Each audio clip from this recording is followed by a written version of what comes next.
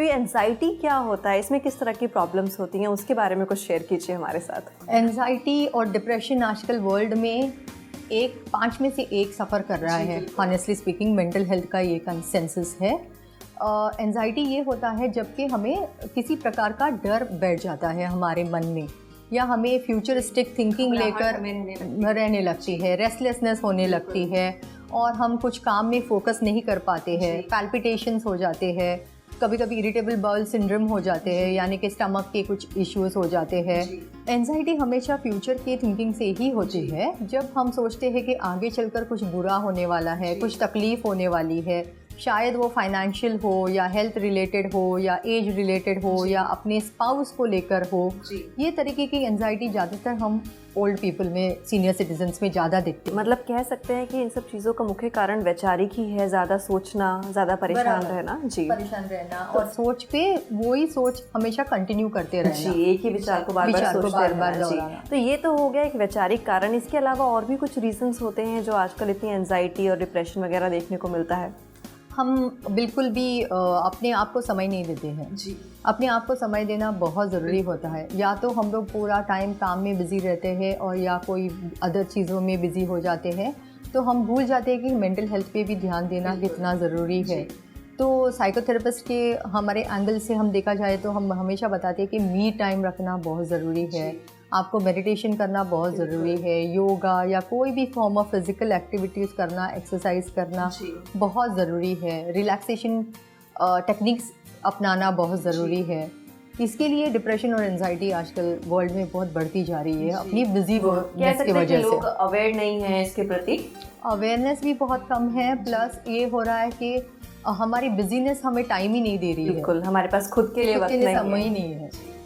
तो बेसिकली कहा जा सकता है कि लोग उतने अवेयर नहीं हैं, खुद को वक्त नहीं देते हैं, अपनी मेंटल हेल्थ का ध्यान नहीं रखते, जिस वजह से ये सब प्रॉब्लम्स आजकल ज़्यादा देखने को मिल रही हैं। बराबर। जी, नीता जी, अगर ये प्रॉब्लम किसी को हो जाती है, स्पेशली एंजाइटी की प्रॉब्लम होती है, तो क्या सिम्टम्स ऐसे क्या होते हैं जो व्यक्ति में देखने को मिलते हैं जिसके ज़रिए हम पहचान सकते हैं कि हाँ, ये व्यक्ति इस प्रॉब्लम से सफ़र कर रहा है?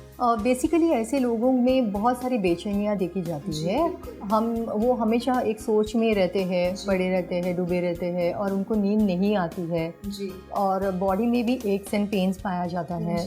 तो ये बेसिक सिम्टम्स हैं, बेसिक लक्षण किसी व्यक्ति में अगर ऐसे देखने को मिले तो हम समझ सकते हैं कि ये इस प्रॉब्लम से सफ़र कर रहा है। बिसाइड्स दैट फिजियोलॉजिकली भी उनकी कोई सिम्टम्स होती है, जैसे कि हार्ट रेट बहुत फास्टर हो जाते हैं, पल्स रेट फास्ट हो जाता है, कभी कभी किसी को इंडाइजेशन की प्रॉब्लम हो जाती है, right. So there are lot of physical और मेंटल सिम्टम्स होते हैं साथ में एंजाइटी को लेकर।